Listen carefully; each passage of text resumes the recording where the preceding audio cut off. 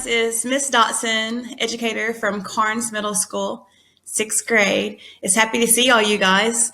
We're going to first start out with recapping our ancient China lesson. Now remember, Miss Loveland uploaded a review lesson from what we have done in our classrooms.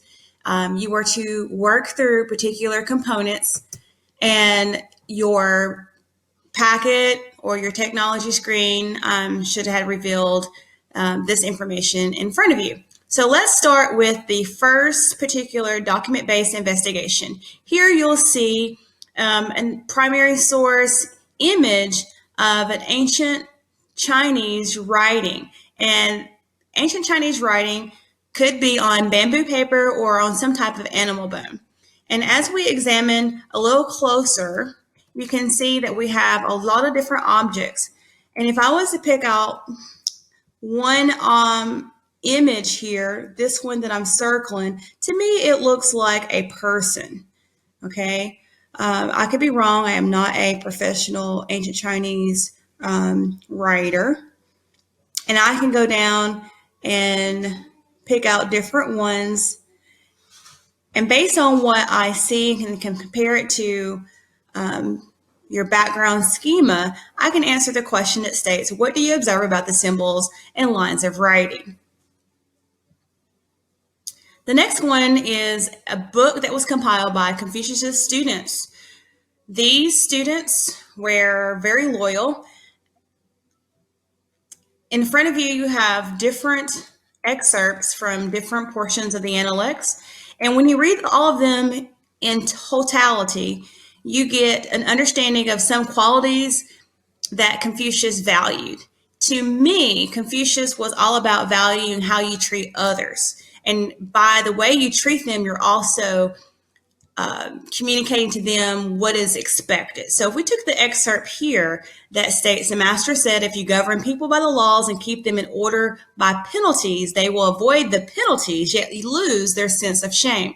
But if you govern them by your moral excellence, they will retain their sense of shame and also live up to standard. So again, to me, that's teaching people how you expect them to behave, at the same time showing them what you value. The next one is the first emperor of China, which is Shi Huangdi, one of the most powerful rulers, as we know, of ancient China. And the task is asking, which of the Shi Huangdi's achievements or policies do you think is most important and why? Here, you should have gone back to the chart here and extracted from the policies category or the achievement category and decided based on all of that you have been exposed to in the classroom, plus what you received last week from Ms. Loveland, compiled and came up with your understanding why you think a particular component in this chart was important. So you're doing the same particular understanding using textual evidence to prove your point when you're writing and extracting from document-based investigations. So next was your opportunity to be creative, like Ms. Loveland suggested, use color. And you are to create a flyer for ancient Chinese dynasties. What would be nice if you got approval from your parents to upload your exemplary pieces to, say, Carnes Middle School Facebook. That'd be nice.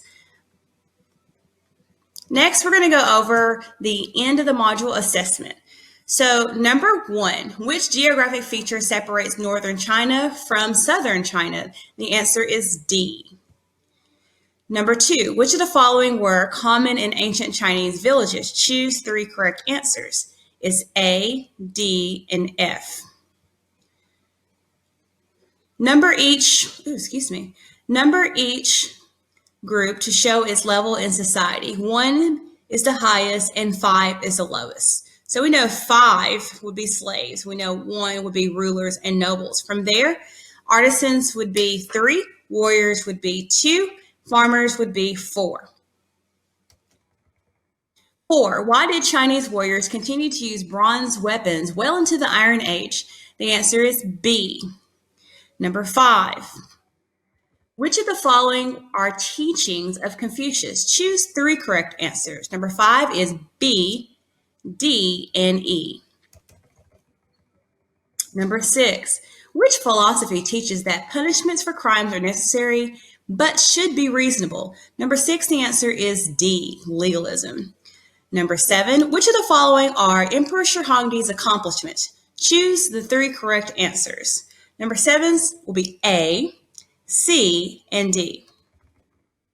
Number 8, how did Emperor Shihongdi increase Chinese agriculture production? Number 8 would be C. 9, which of the following were improvements to transportation network under Emperor Shihongdi? Choose the correct answers. Number 9's answer is B, C, and E. B, C, and E. Number 10, why were sons valued more than daughters in the Han Society? 10, the answer is D. All right, so on number 11, it says match the group to its level of Confucian society. So we have upper class to nobles, okay, and then second class would be peasants, third class, artisans, and the lowest class, merchants. Number 12. Which of the following were invented during the Han period? Choose 3 correct answers. 12 is A, C, and E. 13. What items did Central Asian traders exchange for Chinese silk cloth during the Han period? 13 is D. 14. Which of the following products were commonly traded along the Silk Road? Again, we're choosing 3 correct answers. 14 would be A, B, and E. 15 will be our last question. How did the Silk Road affect the development of China during the Han period? 15, the answer is A.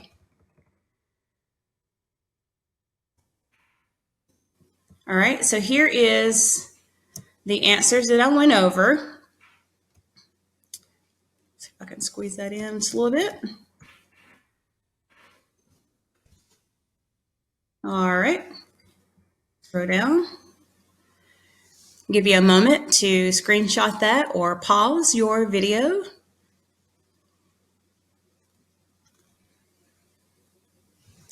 All right, from here, we're going to transition to our one-pager for week 1A.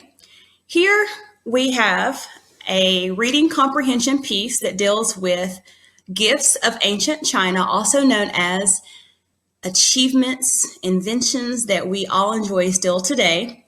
So your task is to read slowly, carefully. As you're reading, you should identify significant peoples that we discussed in our ancient China lesson in class and last week's lesson as well.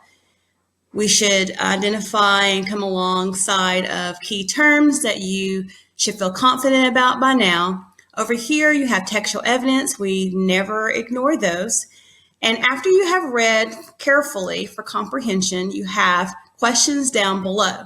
Now, the expectation still remains the same, that as you are answering the questions, you choose the one with 100% confidence. If you are not, it is expected that you go back up to the reading passage and you identify the answer from the text, giving textual evidence, and going back down to the answer to choose based on what the text states. And this concludes your one-pager and my time with you today. Have a good day.